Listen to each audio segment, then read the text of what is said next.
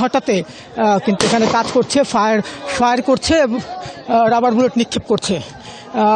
এখন পর্যন্ত কিন্তু আসলে যে সংঘর্ষের যে পরিস্থিতি সেটি কিন্তু এখনও পুরোপুরি নিয়ন্ত্রণে আনতে পারেনি। বিভিন্ন জায়গায় কিন্তু থেমে থেমে পুলিশের সাথে কিন্তু সংঘর্ষ চলছে। বলা চলে যে পুরো শহর জুড়ে কিন্তু একেবারে রণক্ষেত্রে পরিণত হয়েছে এবং আবারও কিন্তু এগোয়ে আসতেছে। আমরা দেখতে পাচ্ছি যে বিক্ষোভকারীরা কিন্তু পাটকেল নিক্ষেপ করছে এবং পুলিশ কিন্তু মুহুর্মুহু গুলি চালাচ্ছে।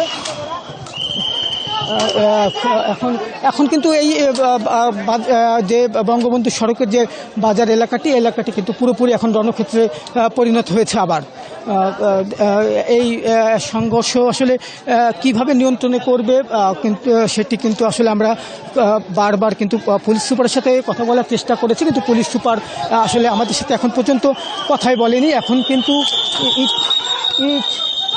ইট পাটকেল নিক্ষেপ করছে এবং পুলিশ কিন্তু এখন ধাওয়া করছে সংঘর্ষ থামানোর জন্য। এই এলাকাটি কিন্তু এখনও রণক্ষেত্রে রয়েছে এবং এই পুলিশ কিন্তু কাজ করছে এখানে সংঘর্ষকারীদের থামাতে এবং পরিস্থিতি নিয়ন্ত্রণে নেওয়ার জন্য। আপনারা জানেন যে সকালে কিন্তু যে জাতীয় নাগরিক কমিটি, এই কমিটির সভাকে কেন্দ্র করে কিন্তু উলপুরে পুলিশের গাড়িতে হামলার ঘটনা ঘটে। এরপর পরই কিন্তু আপনার ইওনোর গাড়িতে হামলার ঘটনা ঘটে এবং গাড়ি ভাঙচুর করা হয়। এরপর পরই এনসিপির কেন্দ্রীয় নেতৃবৃন্দ সমাবেশস্থলে আসেন এবং সেখানে তারা বক্তব্য রাখেন এবং তারা সমাবেশস্থলে আসার আগেই কিন্তু সমাবেশস্থলে প্রথম দফায় হামলা চালানো হয়।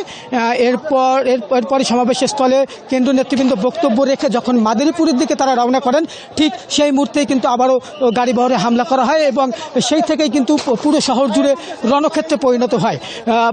যে সমাবেশস্থল রয়েছে সে সমাবেশস্থলে কিন্তু আগুন ধরিয়ে দেওয়া হয়েছে, মঞ্চ ভাঙচুর করা হয়েছে এবং মঞ্চেও কিন্তু আগুন ধরিয়ে দেওয়া হয়েছে।